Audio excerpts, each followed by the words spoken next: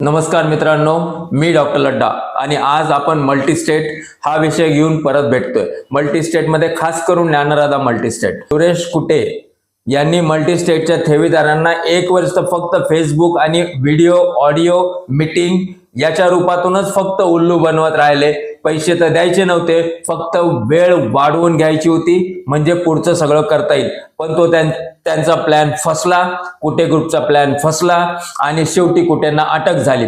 ही अटक झाल्यानंतर पुढच्या प्रक्रिया झाल्या। पोलिसांनी त्यांच्या दृष्टीने त्यांचा तपास चालू केला आणि त्या तपासामध्ये बऱ्याच काही गोष्टी समोर आल्या। पोलिसांनी त्या संदर्भातल्या 2 प्रेस नोट काढल्या। त्याच्यानंतर मग ईडीचा रोल आला। ईडीने छापे टाकले आणि या सगळ्या छाप्यामध्ये ईडीने जवळपास 1000 कोटी रुपयाची कुटेंची प्रॉपर्टी जप्त केली। हे सगळं चालू असताना ठेवीदार मात्र शांत बसला नाही। ठेवीदारांची अथक मेहनत चालूच होती आणि त्या मेहनतीचं परिणाम ठेवीदार विविध नेत्यांना भेटत होते, मग ते सेंट्रलचे असो, स्टेटचे असो, कुठले असो, आणि त्या सगळ्या मेहनतीचा परिणाम म्हणजे शेवटी सेंट्रल रजिस्ट्रारचं मिनिस्टर ऑफ कॉर्पोरेशन याचे राज्यमंत्री मोहोळ यांनी याच्यामध्ये थोडासा पुढाकार घेतला आणि त्याच्यानंतर ज्ञानराधाचं वाइंड अपची प्रक्रिया झाली, त्याच्याबद्दलची नोटीस आली, पण त्या गोष्टीला पण 1 महिना झालाय। आता विषय येतोय की एककडे पोलीस चालते, एककडे ईडी चालते आणि एककडे मिनिस्टर ऑफ कॉर्पोरेशन चालतंय। आता नेमकं हे वेगवेगळं चालतंय की एकत्र चालतंय हे ठेवीदारांना समजायलाच तयार नाही। कारण की 2 दिवसापूर्वी ज्यावेळेस सचिन ओबाळे हे बीडचे डीवायएसपी गोल्डे यांना भेटले, त्यावेळेस गोल्डेनी सांगितलं की ईडी आणि आम्ही दोघांनी एकत्र मिळून ज्ञानराधाच्या 1000 कोटी रुपयाच्या ठेवी जप्त केलेल्या आहेत।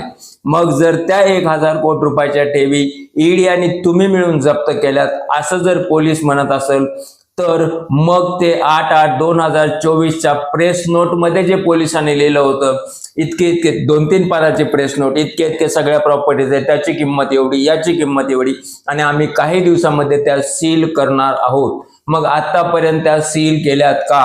त्या संबंधीची प्रेस नोट कुठं आहे? ज्या मोहोळ साहेबांनी ठेवीदारांसाठी मदत केली, ठेवीदारांना भेटून मिनिस्टर ऑफ कॉर्पोरेशन मध्ये रजिस्ट्रारला बोलून कमीत कमी वाइंडिंग अपची प्रोसेस केली आणि त्याच्यानंतर 15 दिवसाचा कालावधी देत नोटीस काढली, त्याच मोहोळ साहेबांकडनं आणि त्याच्याच बरोबर भारताचे पंतप्रधान नरेंद्र मोदी आणि अमित शहा यांच्याकडनं ठेवीदारांच्या हिताचं खूप काही मोठं काम होऊ शकतं।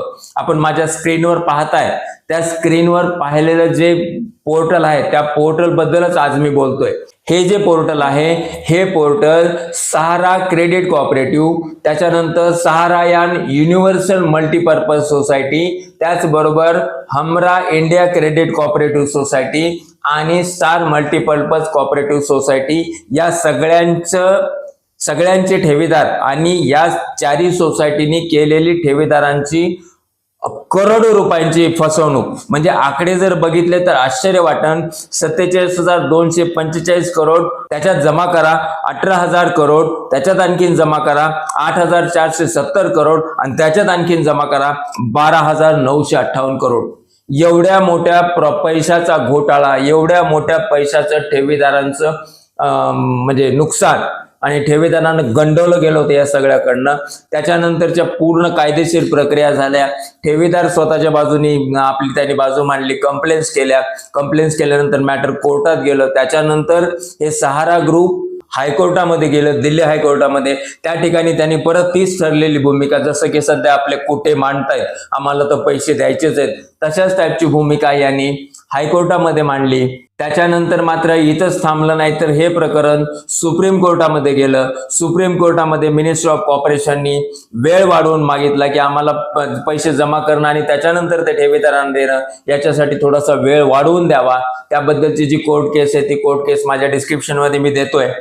तर हे सगळं झाल्यानंतर मग शेवटी हे पोर्टल बनलं आणि या पोर्टलमध्ये जर आपण बारकाईने पाहत असाल तर या पोर्टलमध्ये स्पष्ट लिहिलंय, honourable supreme court order dated 29 March 2023 या ऑर्डर नुसार मग त्याच्यासाठीचं पोर्टल बनलं आणि त्या पोर्टलमध्ये CRCS म्हणजे सहारा रिफंड पोर्टल अशा प्रकारचं हे पोर्टल बनलं आणि या पोर्टलमध्ये ठेवीदारांनी स्वतःच्या सगळ्या गोष्टी नोंद करायच्या आहेत. जे जुनाईन म्हणजे खरे ठेवीदार आहेत अशा सगळ्या ठेवीदारांची माहिती या ठिकाणी घेतली जाते आणि त्याच्यानुसार टप्प्याटप्प्याने त्यांना पैसे दिले जातात. जर ही गोष्ट सहारासाठी होते, ठीक आहे, याला वेळ लागला, मेहनत करावी लागली, पण आज मात्र मोहोळ साहेब तुम्ही ठेवीदारांसाठी पुढाकार घेतला होता. तुम्हाला ठेवीदार त्यांच्या गळ्यातलं ताईत मानतायत कारण तुमच्याच पुढाकाराने हे सगळं आतापर्यंत ज्ञानराजाचं हल्लं दिल्लीतून. त्याच्यानंतर ईडीची कारवाई ईडीच्या ठिकाणी चालू आहे आणि पोलिसांचा तपास काय चालू आहे, पुढची प्रेस नोट का नाही आली हे पोलिसांनाच माहिती. तर या सगळ्या गोष्टीचा जर अभ्यास केला तर ठेवीदारांच्या हितासाठी मोहोळ साहेब तुम्ही एक छोटंसं काम करा. हे ठेवीदारांचे आशीर्वाद जीवनभर तुमच्या बरोबर राहतील. फक्त तो माणूस अपॉइंट करायचा आहे, त्यांनी सगळ्या गोष्टी बघायच्यात आणि त्याच्यानंतर वाइंड म्हणजे ते तुमचं जे प्रॉपर्टी विकणं वगैरे या सगळ्या प्रक्रिया करायच्यात आणि विकलेली प्रॉपर्टीज साठी जसा सहारा रिफंड पोर्टल आहे तसंच ज्ञानराधा रिफंड पोर्टल तयार करा. त्या रिफंड पोर्टलमध्ये जे खरे ठेवीदार आहेत त्यांची सगळी माहिती घ्या आणि त्या ठेवीदारांना पैसे परत द्या. एकदम देता येत नसतील हरकत नाही, जसं तुम्ही सहाराला टप्प्याटप्प्याने पैसे देताय तसे ज्ञानराधा ठेवीदारांना पैसे द्या. ही गोष्ट बाकी पण सगळ्या मल्टीस्टेटसाठी लागू होते, पण ज्ञानराधाची अमाऊंट मोठी आहे, ज्ञानराधाच्या ठेवी मोठ्या आहेत आणि एक गोष्ट एकदा कामाला लागली तर सगळं होईल. याच्यामध्ये आणखीन एक गोष्ट येते, इलेक्शन महाराष्ट्राचं आहे, सेंट्रलचं नाही. आपण सेंट्रलचे मंत्री आहात, आपण आपल्या रजिस्ट्रारला सांगून आतापर्यंत नेमकं काय झालं, ज्यावेळेस ती नोटीस पाठवली होती वाइंड अपची त्याच्यानंतर 15 दिवस दिले होते, त्याच्यानंतरची पुढची प्रक्रिया झाली, हे कुठलंही वेबसाईटवर दिसत नाही.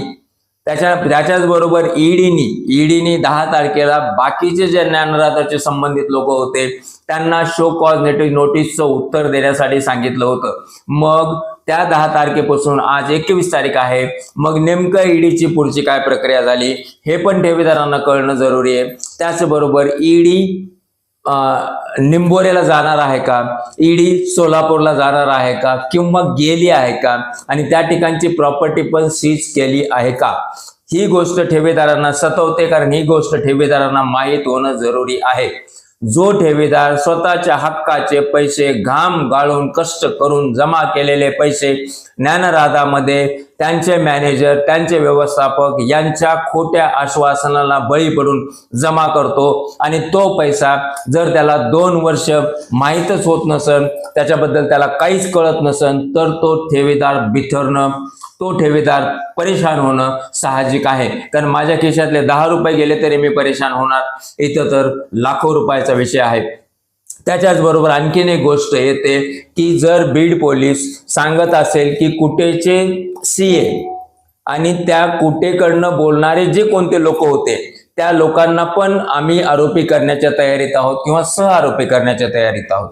मग नेमकी त्याच्याबद्दलची काय प्रक्रिया होणार आहे, कधी प्रक्रिया होणार आहे, मग ते कोण नेमके सीए कोण आहेत, एक सीए का त्याच्याबरोबर आणखीन बाकीचे सीए आहेत आणि त्यांना कधी उचललं जाईल. त्याच्याच बरोबर तो फॉरेन फंड आणि ते सगळा जे झमेला झाला त्या झमेल्याचा तो शर्मा, दिव्यांग अंदाज शर्मा नेमकं कधी उचलून आणणार आहे, सापडणार आहे का, आणि या दिव्यांग अंदाज शर्माला पुढं करून जे काही सगळा खेळ केला गेला तो खेळ करणारा महाराष्ट्रातला कुटेचा हितचिंतक किंवा तुम्ही समजून घ्या तर त्याला पण कधी अटक करणार आहे, त्याला आरोपी केलं जाणार आहे का, हे प्रश्न ठेवीदारांच्या मनात आहेत. आणि त्याचबरोबर आणखीन एक प्रश्न आहे की जर हायकोर्टाने इंटरिम रद्द केलेला आहे, हायकोर्टाने अर्चना कुटेला तुम्ही ज्या ज्या ठिकाणी तुमच्या विरुद्ध तक्रार होईल त्या त्या ठिकाणी जाऊन मांडा असं सांगितलेलं आहे, तर मग पोलीस हातावर हात धरून का बसलेत. तर आजच्या व्हिडिओतून मात्र मी पोलीस प्रशासन, ईडी आणि सेंट्रल रजिस्ट्रार या तिघांनाही विनंती करतोय की त्यांनी तिघांनी मिळून एकत्र काम करावं. मी हे केलंय, त्यांनी ते केलंय असं नसता. ते कुठं 4.5-5 हजार कोटी रुपयाच्या ज्या काही ऍसेट असतील, ज्या काही प्रॉपर्टीज असतील त्या सीज कराव्या आणि त्याच्याबरोबर आणखीन एक गोष्ट करावी जी गोष्ट होणं अत्यंत गरजेचं आहे. ईडी म्हणते सुरेश कुटे, अर्चना कुटे यांनी संगनमत करून ज्ञानराजाचा पैसा गोल गोल फिरून या बँकेतून त्या बँकेत, त्या बँकेतून त्या बँकेत टाकून किंवा कधी सरळ मॅनेजरच्या हातातून बंडलचे बंडल कॅश घेऊन स्वतःच्या फायद्यासाठी प्रॉपर्टी घेण्यासाठी वापरला आणि कुटे ग्रुप वाढवला। मग जर कुटे ग्रुपच्या प्रॉपर्टी घेण्यासाठी ज्ञानराजाचा पैसा वापरलाय तर तो पैसा 100% ठेवीदारांचाच आहे। मलायका केसमध्ये मात्र सेम असंच झालेलं आहे, त्याच्याबरोबर आपेटच्या केसमध्ये पण असंच झालेलं आहे। मग नेमकं या विषयात पोलीस प्रशासन काय करतंय? जे काय अव्वाचे सव्वा कर्ज घेतलेले, स्क्वेअर मीटर स्क्वेअर फीट जे काय असेल ते, सरकारी व्हॅल्यूचा विचार नाही, सध्या मार्केटची किंमत चालू आहे त्याचा विचार नाही, फक्त बाहेरचा डोलारा आणि करोडो रुपयाचं कर्ज हे तुम्ही घेतलं आणि तुम्हाला देणाऱ्यांनी दिलं, त्याच्या ठेवीदारांचा काहीही संबंध नाही आणि ती प्रॉपर्टी मूळ प्रॉपर्टी ठेवीदारांचीच आहे। त्याचा येणारा पैसा हा ठेवीदारांनाच मिळणार आहे। याच्यासाठीच्या कोर्ट केसेस आहेत किंवा तुमची लीगल रेमेडी, मागच्या व्हिडिओमध्ये पण हे बोललो मी, आता पण हे बोलतोय। असं जर काही जर केलं पुढच्या 5-6 दिवसामध्ये तर कमीत कमी ठेवीदार आशा तरी ठेवतील की आपले पैसे येणार आहेत, म्हणून त्यांची दिवाळी त्यांच्या परिवाराबरोबर आनंदाची होईल। आणि या सगळ्या गोष्टी पटपट होणं जरुरी आहे। ठेवीदारांच्या अकाउंटमध्ये पैसे येणं जरुरी आहे। हा जसा सहारा रिफंड पोर्टल आहे अशाच प्रकारचा ज्ञानराजाचा पोर्टल तयार होणं जरुरी आहे आणि ही गोष्ट केंद्र शासनाच्या हातात आहे। म्हणून ठेवीदारांना मदत करणारे मोहोळ साहेब, आपण याच्यामध्ये पुढाकार घेऊन या गोष्टीचा लवकरात लवकर छडा लावावा ही आमच्या चॅनल तर्फे ठेवीदाराकडून आपणास विनंती। आजच्या व्हिडिओत एवढंच मित्रांनो, पुढच्या व्हिडिओमध्ये आणखीन एक उपयुक्त व्हिडिओ घेऊन आपण भेटू। नमस्कार।